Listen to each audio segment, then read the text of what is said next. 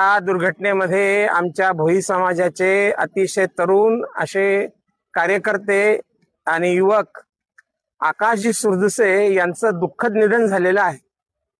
आकाशजी सुरदुसे यांना 2 लहान मुलं आहेत, पत्नी आहे आणि आई वडील आहेत।